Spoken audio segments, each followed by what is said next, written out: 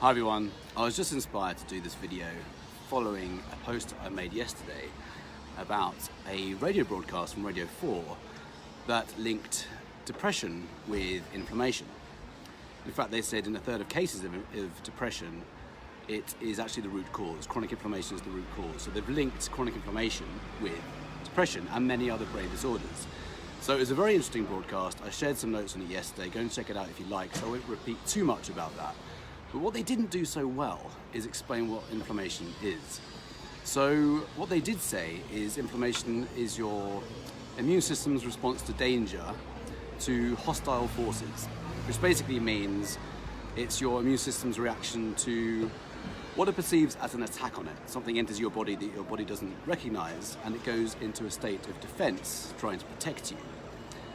So that's basically all they said. In fact, they didn't say the second part of that, they said the first part.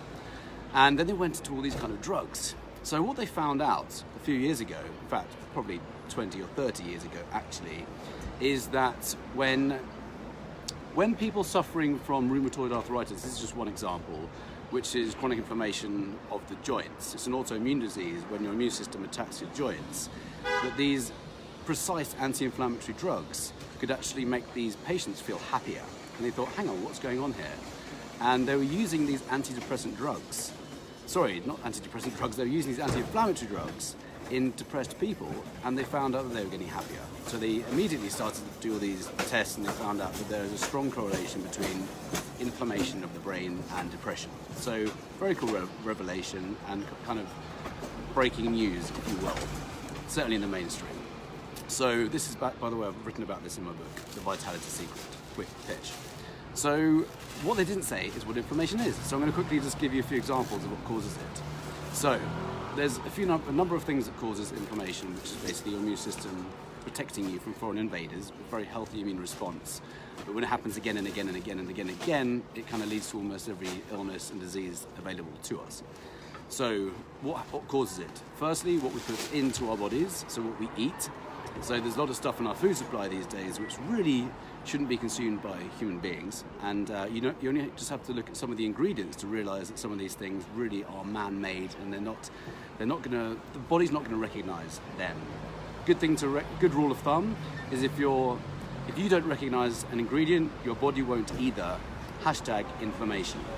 So artificial things, flavorings, chemicals, all those kind of things, herbicides, pesticides, fungicides, insecticides, any of those things sprayed on plants, vegetation, have the potential to trigger inflammation in the body because they're foreign, alien invaders entering your body. So you want to go as pure as you possibly can to avoid the chances of getting inflammation. Then there's also some staple culprits, which is one of the hardest things for people to I don't want to say cut out, because you can swap over these things, but some things have the capacity to create inflammation, such as something that's designed for baby cows to grow fast. These baby cows, which are massive. What they drink is this beautifully prepared concoction, which is specifically designed for these baby giant cows to grow fast. That is cow's milk. You'd be amazed how many people can reverse inflammatory conditions, seasonal allergies, eczema, asthma, all these kind of things by taking out cow's milk, because it's specifically designed for baby cows to grow fast. And I could talk for a whole day on that, but I won't. The second thing is the hybridized wheat grain, which these days has been so altered compared with what it used to be at the beginning of the agricultural industry. It's been tampered with, it's been messed with, it's gone through a process called mutagenesis, and you'll be amazed how many things can be healed and reversed by cutting out or replacing the modern hybridized wheat grain, particularly in America, where it's been messed with, then it's covered in Roundup, this horrific chemical which is causing a lot of problems in people's guts, which is where inflammation starts. So a couple of things about what to eat there, or what not to eat. Secondly, what we're exposed to in the environment. It could be fumes, it could be EMFs, electromagnetic frequencies, it might be chemical plants around you, it could be toxic soil that your house is built on.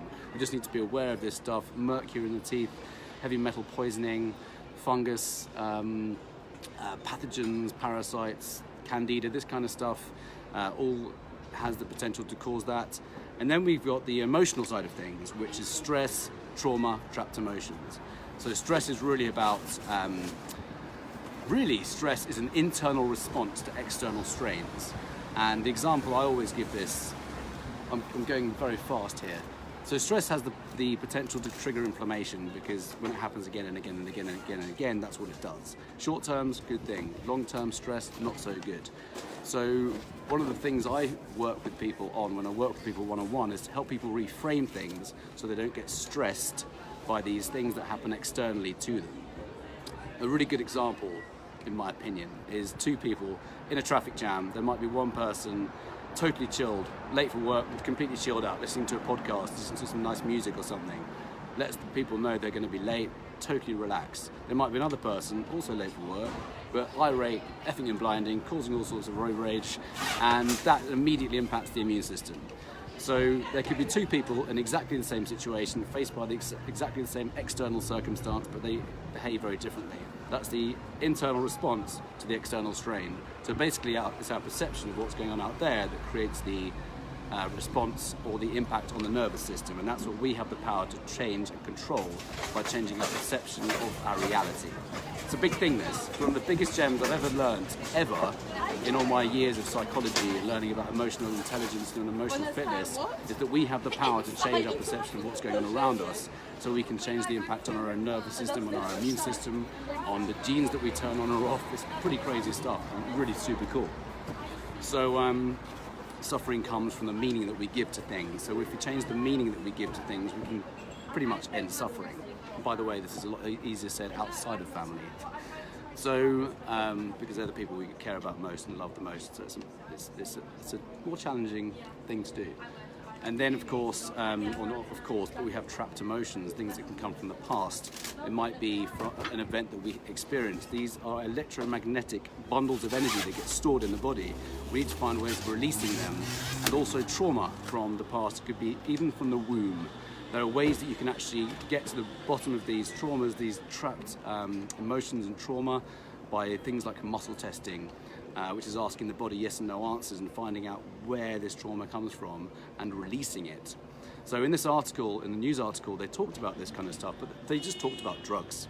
All they talked about was drugs, anti-inflammatory drugs, and they said Glaxo are you're going to have something in 15 years, for example, that's you can take this drug so you can get rid of this inflammation. But why don't you figure out where the inflammation is coming from, get rid of it, change it, because it can happen really, really fast. That's the beautiful thing about all of this. Inflammation can be reversed so fast when you know how to do it. And that's what I've been doing since early 2015, helping people reverse chronic inflammatory health conditions.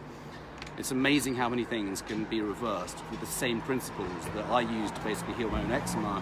And I've helped people reverse eczema, psoriasis, IBS, constipation, migraines, type 2 diabetes, pre-diabetes, high blood pressure, high cholesterol, arthritis, gout, Parkinson's disease in one case. Again, because Parkinson's is related to chronic inflammation of the brain, so is Alzheimer's, both of which can be reversed, those according to mainstream. So all of these things all of these symptoms are manageable by getting rid of chronic inflammation. So it's not just depression, it's all of those other things as well. So I help people, as you can imagine, I've just given you a lot of information, and I do private coaching or group coaching, and I have an online program to help you do this. Obviously the people who I work with one-on-one get the best results, because there's a lot to take in, there's a lot to learn, a lot of habits to change. And if you would like some more information on this, hit me up below, because I'd love to work with you, I'd love to help you get results. I am committed to your success. So this is what gives me the most joy, seeing people get these results. Sometimes people have suffered from these conditions for decades, and I help people reverse these things, and they have no idea how fast they can do this. So hit me up below if you'd like some support, and I hope that's been useful, and ask me any questions. I've got a question there right now. What's your opinion on psoriasis, Neil? It can be reversed very fast. Well, depending on your immune system, but it's an autoimmune disease. Psoriasis is basically all autoimmune diseases are a result of leaky gut. So if you can imagine, and that's where the focus needs to be. And by the way, if you take anti-inflammatory drugs to treat inflammatory diseases, you're going to cause more damage to the gut, the very thing you want to repair. So leaky gut is when your gut is a semi-permeable membrane.